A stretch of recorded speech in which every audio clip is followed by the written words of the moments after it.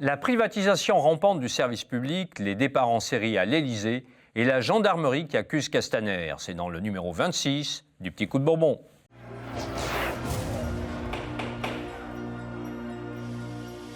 Depuis des mois, des centaines de milliers de personnes à travers le mouvement des Gilets jaunes réclament davantage de services publics, davantage de profs, d'infirmières, d'aides-soignants, de magistrats.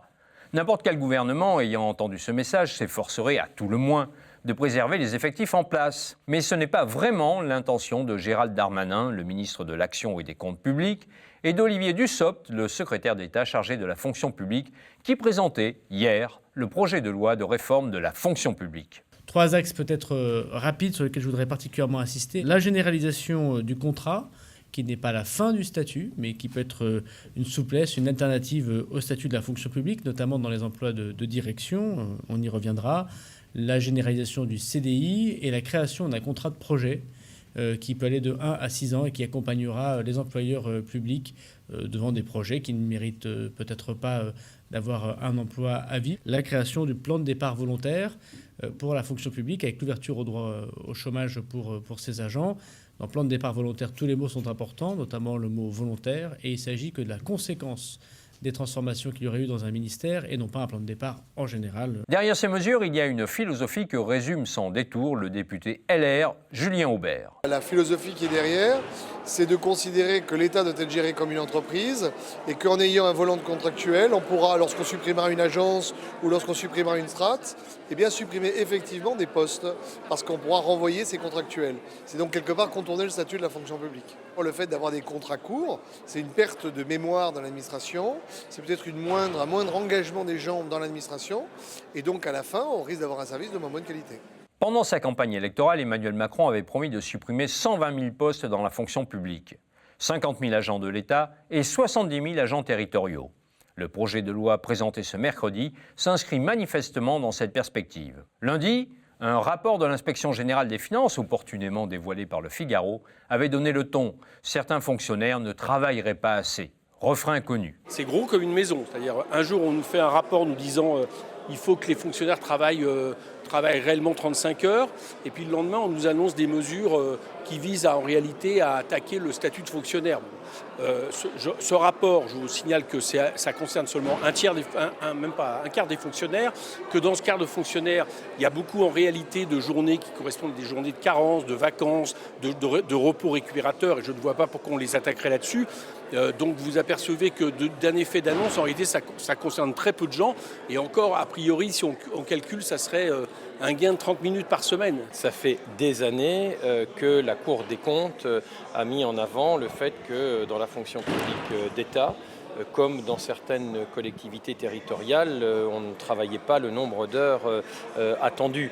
Donc vous savez bien qu'un certain nombre de collectivités n'ont pas négocié le passage aux 35 heures. Ça s'est traduit par des RTT en veux-tu, en voilà. Ça s'est traduit aussi par des statuts antérieurs où on est encore à 32 heures, voire un peu moins. J'espère que la réforme qui est attendue de la fonction publique sera l'occasion de mettre ce sujet-là non seulement sur la table, mais aussi au sein du Parlement. Du côté de la majorité présidentielle, on n'hésite pas à présenter cette privatisation rampante de la fonction publique comme une réponse aux attentes des Gilets jaunes. On s'aperçoit aussi, notamment à l'occasion de cette séquence, de cette crise des Gilets jaunes, qu'il y a un grand besoin de services publics de proximité, qu'il y a une demande des gens qui a peut-être pu évoluer par rapport à ces services publics et qu'il faut simplement mettre la fonction publique au sens large, au diapason de ce que demandent à la fois les citoyens, et puis on sait probablement aussi faire un peu mieux pour moins cher. Pour moins cher, ce n'est pas sûr, car pour attirer les cadres du privé, il faudra bien aligner les rémunérations proposées sur celles du marché.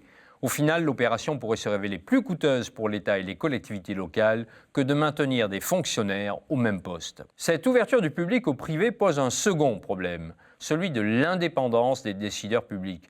Comment être certain que demain, un cadre venu du privé ne sera pas tenté d'attribuer un marché public à l'un de ses anciens employeurs, surtout si le cadre en question prévoit de retourner dans le secteur privé à l'issue de sa mission dans le public. Le projet de loi ne répond pas à cette objection majeure. Quoi qu'il en soit, le télescopage de ce projet de loi avec la conclusion du grand débat risque d'être dévastateur. Supprimer 120 000 postes, moi je dis d'accord, ou moins de fonctionnaires, c'est-à-dire moins d'infirmières et moins de médecins dans les hôpitaux, c'est-à-dire moins de personnel soignant dans les EHPAD? Faut-il moins d'enseignants devant les élèves? Eh bien, toutes ces réponses, moi je fais un simple constat. Les Français n'ont pas demandé moins de services publics dans ce grand débat.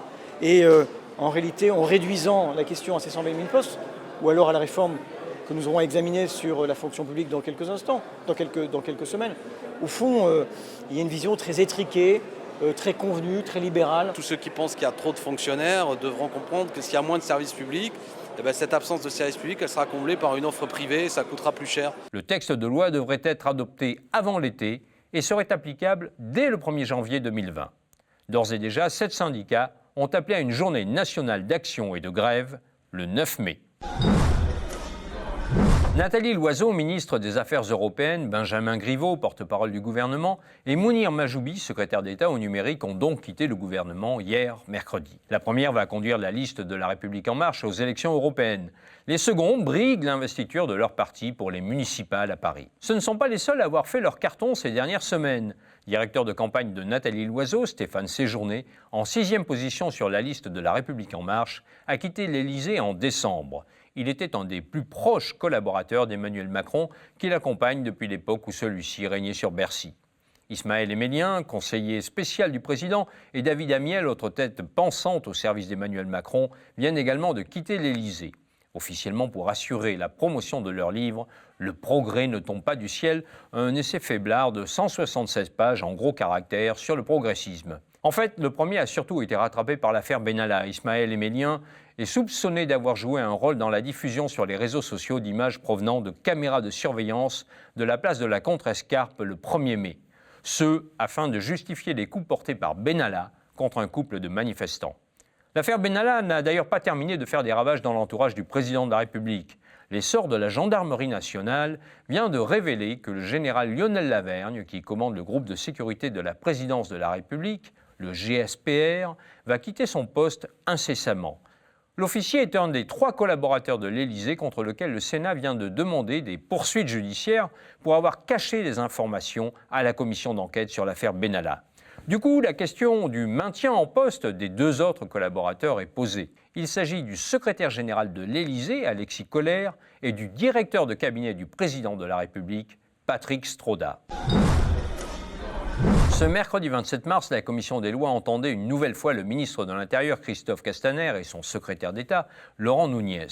Les 2 membres du gouvernement étaient venus s'expliquer sur l'émeute du 16 mars sur les Champs-Élysées. Nous avions le 16 mars les évaluations des services de renseignement qui avaient correctement estimé le nombre de manifestants et les risques de violence. Nous avions un dispositif à la hauteur et adapté puisqu'il y avait 5000 policiers et gendarmes déployés dans Paris, un petit peu plus de 5000 policiers et gendarmes déployés dans Paris. Hélas, cette version est totalement démentie par l'essor de la gendarmerie nationale qui relaie la position des hauts gradés contraints au devoir de réserve. On apprend ainsi qu'un dispositif musclé avait été initialement prévu par les états-majors. 34 escadrons de gendarmes mobiles et 12 compagnies républicaines de sécurité. Mais la semaine précédant la manifestation, l'unité de coordination des forces mobiles, l'UCFM, qui dépend du ministère de l'Intérieur, donne l'ordre aux gendarmes de mettre au repos leurs 9 escadrons mis en réserve. Résultat, samedi, ils doivent rapatrier en urgence vers la capitale 4 escadrons en mission dans le nord de la France pour faire face au regain de violence. Encore mieux, les saccages de magasins sont directement imputables à la stratégie d'encaissement, selon le témoignage d'un officier rapporté par l'essor de la gendarmerie. Bloqués de part et d'autre de l'avenue, les manifestants auraient alors tourné leur colère vers les commerces de luxe. Une version des événements qui corrobore les interrogations que formulait hier encore Alexis Corbière. On peut s'interroger par moments s'il n'y a pas dans ces violences une recherche de la part du gouvernement qu'elles aient lieu, ou une gourmandise à les exacerber quand elles ont lieu, pour qu'on ne parle plus en vérité de ce qu'exprime le mouvement des Gilets jaunes, c'est-à-dire une volonté de justice fiscale, de justice sociale, de droits démocratiques, mais uniquement êtes-vous pour ou contre le fait qu'on brûle un restaurant sur les Champs-Élysées ou qu'on détruise un kiosque à journaux, ce qui en vérité n'intéresse personne.